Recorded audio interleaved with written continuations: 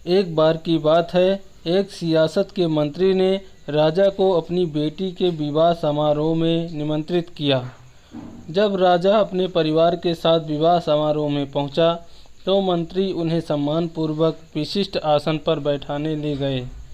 तो मंत्री यह देखकर बहुत लज्जित हुए कि एक सफाई कर्मी वहां बैठा हुआ था। उसने सफाई कर्मी को सबके सामने वहां से उठा फेंका और उसे बहुत डांटा। सफाई कर्मी ने बहुत अपमानित महसूस किया और बदला लेने की योजना बनाने लगा।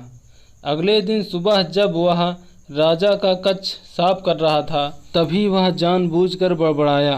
राजा कितने नादान हैं, उन्हें यह पता नहीं कि रानी और मंत्री के बीच क्या चल रहा है। राजा आधी नींद में था। यह क्या बकवास कर रहे हो? उसने पूछा। महाराज, मैं पूरी रात सो नहीं पाया, मैं तो नींद में बड़बड़ा रहा था। सफाई कर्मी जवाब में बोला। हालांकि उसकी बात सुनकर राजा के मन में संदेह के बीज पड़ गए थे। राजा अब मंत्री से चिढ़ने लगा और समय समय पर अपमानित करने लगा।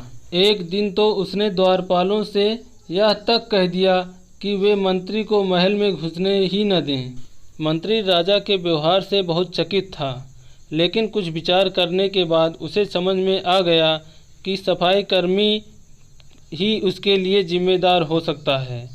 मैंने उसका अपमान किया था और उसी ने उसी का बदला लिया है।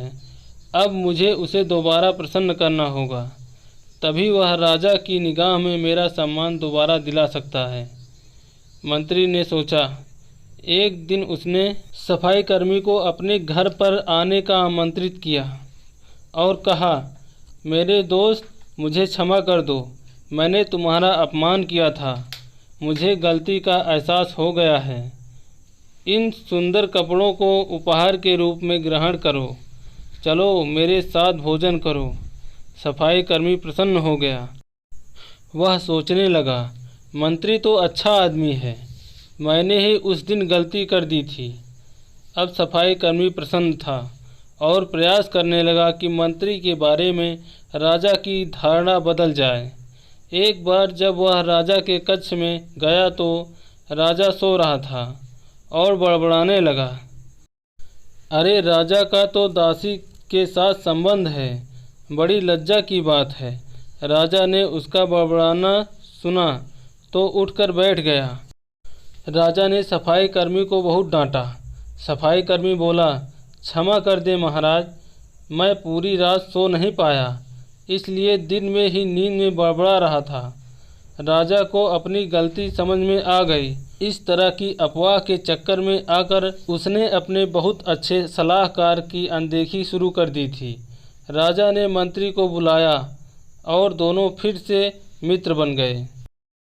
तो फ्रेंड, यह कहानी आपको कैसी लगी कमेंट में ज़रूर बताइए। कहानी पसंद आई हो तो वीडियो को लाइक करिए, शेयर करिए और चैनल को सब्सक्राइब करना मत भूलिए, क्योंकि ऐसी ही वीडियो हम आपके लिए लेकर आते रहते हैं।